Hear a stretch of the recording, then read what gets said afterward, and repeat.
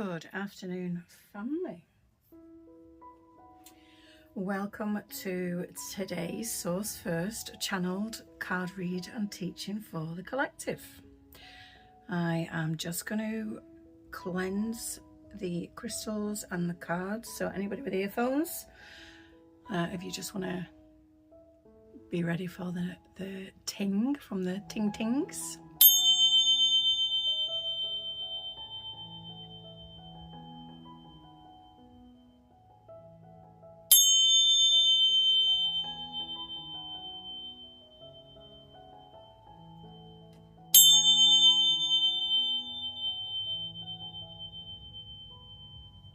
Lovely. So that just shakes up all the energy that might be hanging around the cards, hanging around the crystals, and hanging around me. So already, as you know, I do a pre-shuffle, and I've asked Source to use me as a direct channel to deliver messages to the collective. Oh, I got all three straight out there. Brilliant. So crystals first. So I've got a big citrine cluster here. So I've chosen these crystals today, and amazingly they're all actually, when I've looked into it, they're all for the lower chakras, so root, solar plexus and sacral. So obviously that's where I need the healing at the moment as part of the collective. So this is a citrine cluster. Citrine is commonly used for manifestation, and it's for abundance as well, and for joy and personal will, kind of like determination, you know. This unusual one here is Fire Agate. I just absolutely love that. Beautiful, isn't it? And that is for root chakra and sacral chakra, and that's about unshakable protection. So no matter what we do, we have got protection based on the energy that this crystal provides. And because, you know, it's the dark and the browns, it's all to do with the grounding from the earth's energy as well. I don't know if anybody knows this about the Earth Star chakra.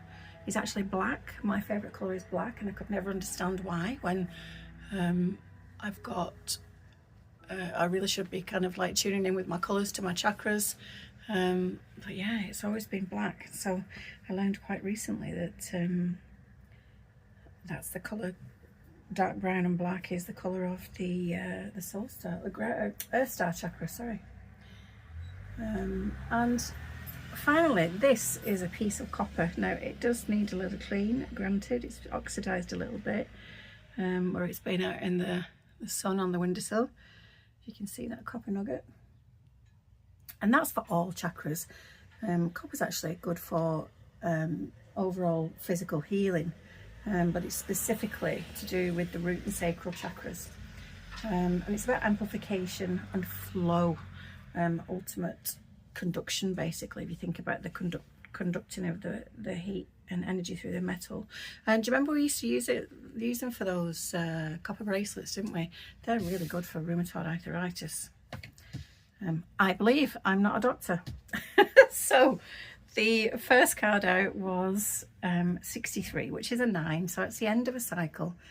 9s are all about, in numerology, they're all about humanitarianism, so just wanting people to do well and succeed just because.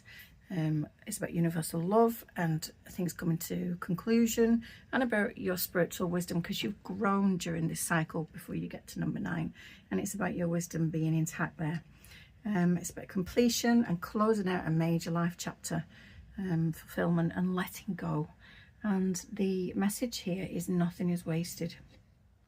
So when we are moving through these transitions, when we're learning these lessons, when we're moving, being course corrected from one place to another, with relationships, with homes, with jobs, with any life situation, we can become involved, let's say, with something that has been on our mind that we think that is right for us, and then suddenly, all of a sudden, spirit shifts you.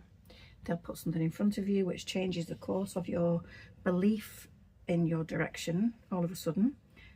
And what spirit is actually saying to us today is that nothing is wasted. Even if you have been in an environment where you've learned something, let's say that you were going in for a job change, okay, so you're with the same company but you've moved roles, and you've done, I don't know, a few months in this job, and you've learned the new aspect of this particular department or kind of construct of the business, and all of a sudden an opportunity comes up elsewhere for you. Well, that you've just spent time learning for the past, X amount of months is not wasted. Everything that you go through, every aspect of relationships or positions in jobs, environments, they all will have an impact on then the next phase of the life. So don't think that anything is wasted, whatever this is for you. And do let me know in the comments, because I'm reading for the collective, I can't be specific. I have to be generic, but it would be really nice to for you to tell me what it is, that this pertains to in relationship to your life. But nothing is wasted. Nothing that you've been through, no experience or relationship or position or environment or situation, any aspect of your life is wasted. It's all collated to add to the latest version of you. Let's say it like that. Okay, next card out is Fox Spirit. Think on your feet. Again, number 9. You are closing out something really, really big. And remembering that I talk about the lessons running alongside each other.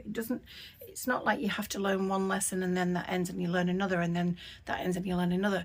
There can be many, there can be numerous, there can be lots or one lesson happening at the moment. Your life lessons, your soul's contract to learn and teach and grow and ascend. And so you are closing out a big aspect. Big life changes are going on, I should imagine, with you, collective, because that both the number 9s have come out here together.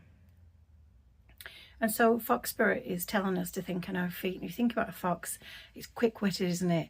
I don't want to use the word cunning as in sly, but cunning as in canny, as in able, as in agile, as in able to turn around in a heartbeat,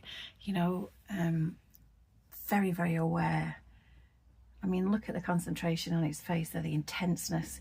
You have the ability to think on your feet, and Spirit is just saying that's okay.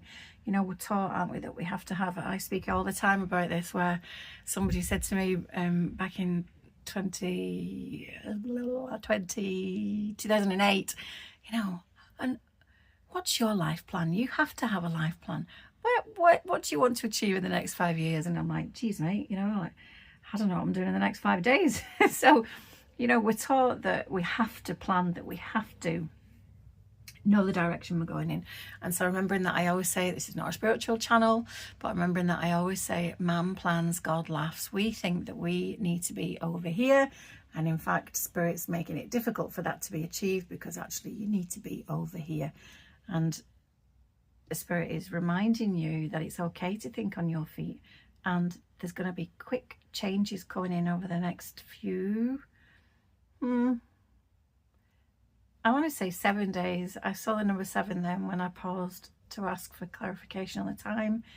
7 days, 7 weeks, 7 months, even 7 hours. And it's okay to think on your feet, but remembering to engage your solar plexus. Engage your, yes, it's brilliant to have the quick-wittedness, but engage your solar plexus. What do you feel about the situation that you're going to be responding to rapidly? Check in with your higher self there, okay? And owl spirit. I don't believe, oh no, it was 9. I can't count.